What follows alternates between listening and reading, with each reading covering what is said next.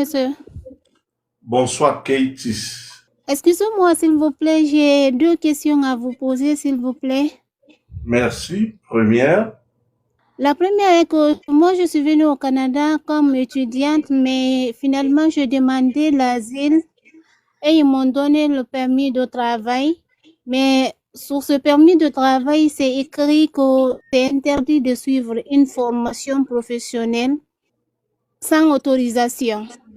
Donc, ma question est que, est-ce que le programme de PSTQ là, ou j'aimerais savoir comment je vais faire maintenant pour suivre une formation professionnelle au niveau de mon permis d'études, s'il vous plaît. Est-ce que si je suis une formation professionnelle, ça n'a pas d'impact sur ma demande? Mais bon, vous parlez encore du PSTQ ou bien vous avez encore parlé du programme de PSTQ, je me trompe. Non,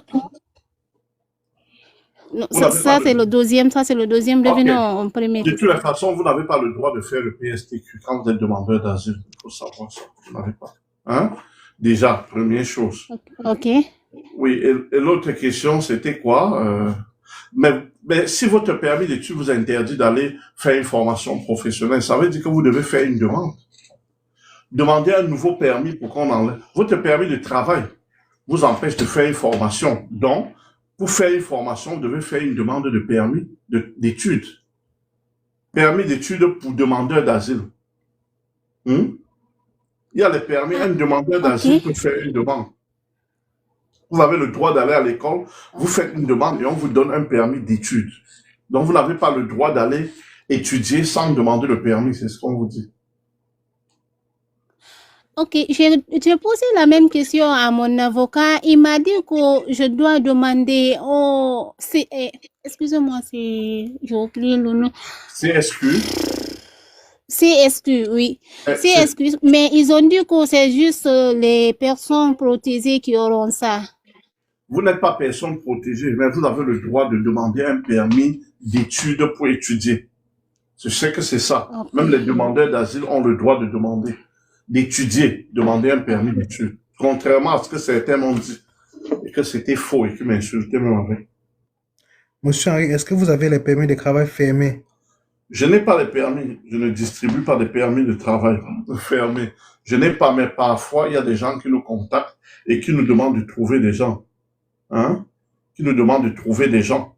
Mais actuellement, par exemple, en Ontario, il y a une possibilité. En Ontario, il y a une possibilité. En ce moment, il y a un employeur qui donne une possibilité. Mais c'est pas moi qui donne le permis, en fait. Bonsoir, monsieur Henry. Oui, monsieur Parker.